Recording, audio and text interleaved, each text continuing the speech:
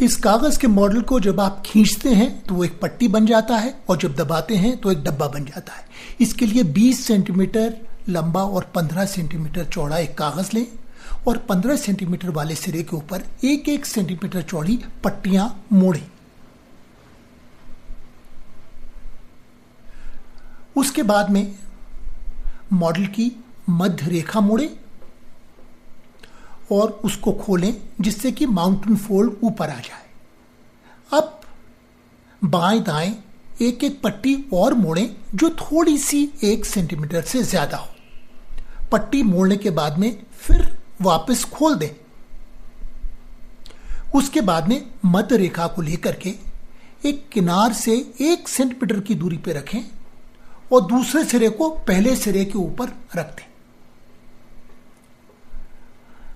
फिर पट्टी को अंदर की ओर मोड़ें। इसी तरह से दूसरे सिरे को भी अंदर की तरफ एक पट्टी के रूप में मोड़ें।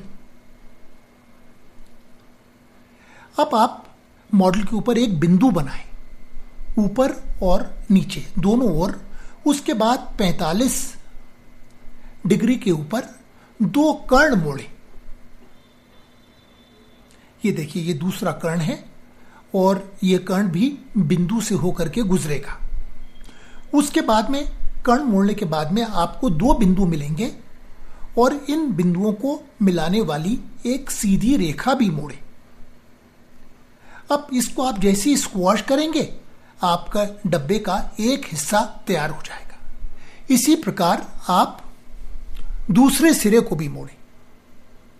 सबसे पहले एक बिंदु को ऊपर और नीचे की ओर निशान बनाएं और फिर 45 डिग्री पे दोनों कर्ण मोड़ें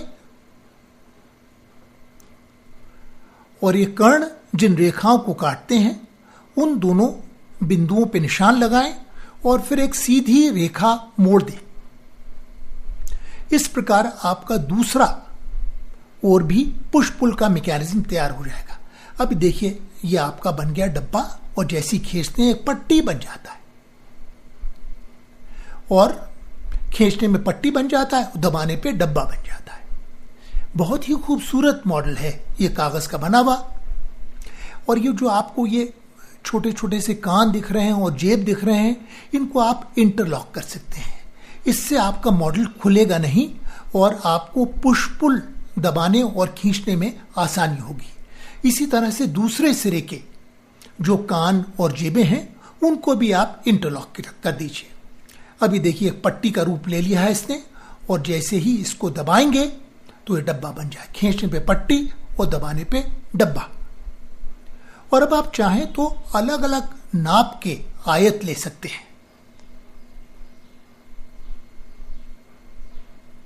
ये देखिए, अलग अलग नाप के आयत लेने से आप अलग अलग आकार के पुश पुल डब्बे बना सकते हैं।